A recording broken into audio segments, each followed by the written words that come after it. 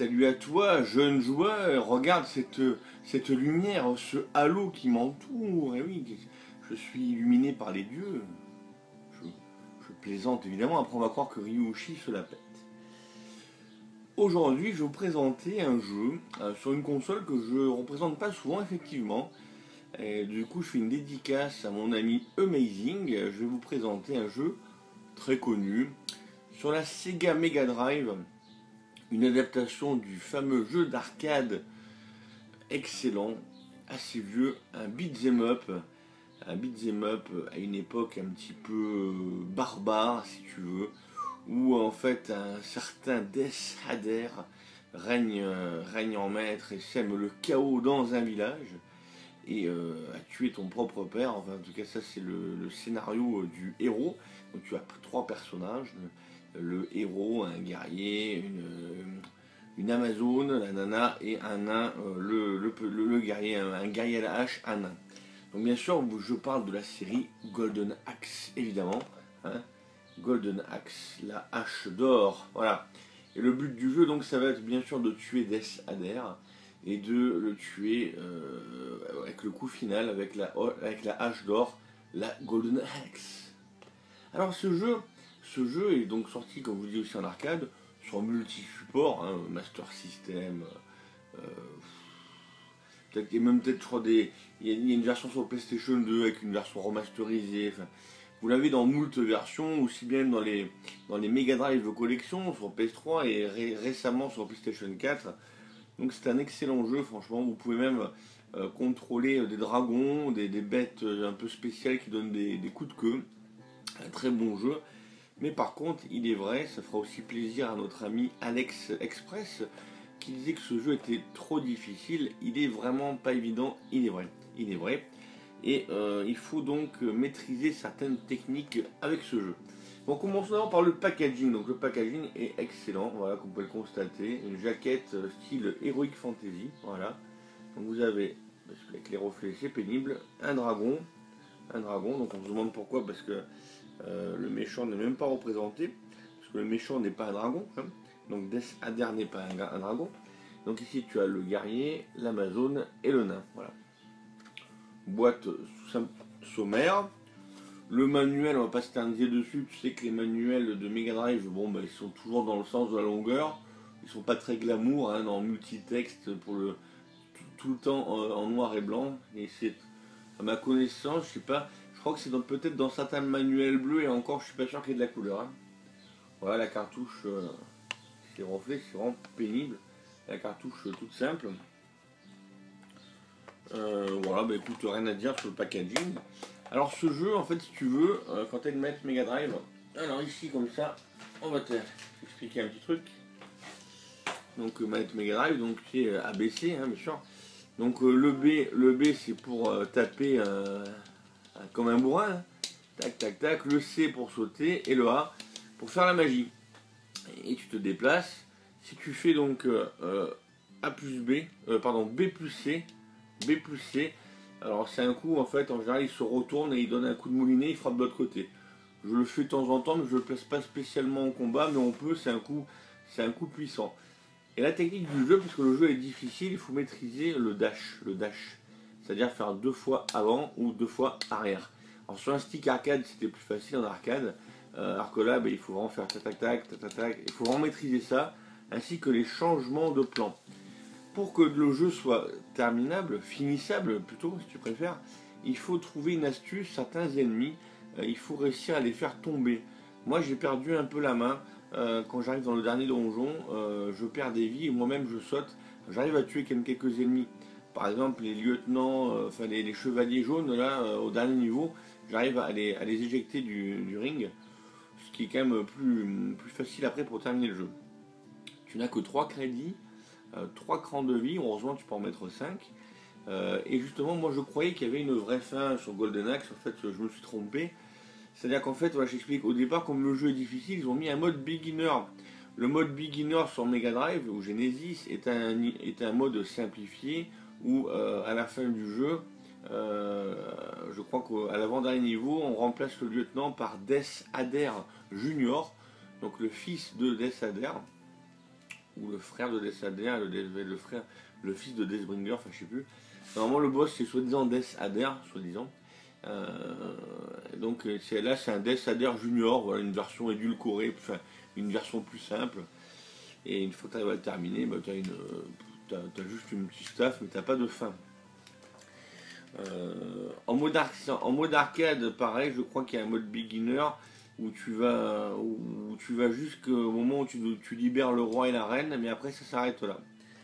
Donc bien sûr il faut ouais, donc en mode arcade, je sais pas s'il y a une combine pour accéder au dernier niveau. En tout cas sur Mega Drive, il faut pas jouer en mode beginner, il faut jouer en mode arcade.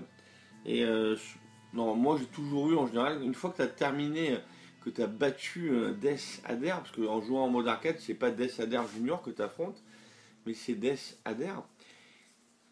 Il est pas très dur à battre en fait. Quand il fait sa boule d'énergie jaune, là il faut faire le dash ou sauter dessus, faire 2 fois avant, sauter et faire le coup de l'épée vers le bas, c'est quand même pas mal d'énergie. Par contre, attention, ces tirs sont à tête chercheuse. Oh, cette lumière. Et ces squelettes, le but c'est qu'il faut d'abord tuer ces 2 squelettes et après vous êtes tranquille. Une fois que vous l'avez battu, et là, attention, comble de la monstruosité, vous libérez le roi et la reine, et là les portes s'ouvrent, et là vous rentrez dans le temple, et à la fin vous avez Deathbringer, donc l'apporteur de la mort, le messager de la mort, et lui par contre c'est une autre paire de manches, il est tout simplement ignoble. Déjà, il faut savoir que tu ne peux pas tuer les squelettes qui est autour de lui. Sur la version Mega Drive, les squelettes sont immortels. Donc on sait que les squelettes sont des ennemis vraiment pénibles, vraiment très très pénibles. C'est déjà une première difficulté. En plus, Monsieur Deathbringer, s'il a le malheur de te toucher, ce qui arrive quand même régulièrement, s'il te touche avec sa boule de feu, la jaune, de suite, il t'envoie une magie. Une magie comme tu pourrais la faire quand tu maintiens le bouton A, mais pas une magie n'importe laquelle, une magie bien puissante quoi. Il t'envoie un dragon, il est capable de te bouffer une barre de vie en un seul enchaînement. C'est-à-dire que la plupart des gens ont souvent abandonné à lui en pensant qu'il était imbattable, voire immortel. La technique veut que si tu commences à le frapper au corps à corps, effectivement, tu n'as aucune chance de le battre parce que pendant ce temps-là, messieurs les squelettes te défoncent. Donc il existe une stratégie que je t'invite à voir dans ma vidéo. Bien sûr, il faut maîtriser le dash. Chose pas si évidente que ça. Ça peut enlever un petit peu de la beauté au jeu, mais crois bien que si tu veux terminer Golden Axe sur Mega Drive, t'as intérêt à pas faire dans la finesse, ni dans la diversité. Voilà, j'espère que cette vidéo vous a plu. Je vous invite à aller voir mon review playing de suite sur Golden Axe sur Sega Mega Drive, et je vous dis à une prochaine surtout. Here we go!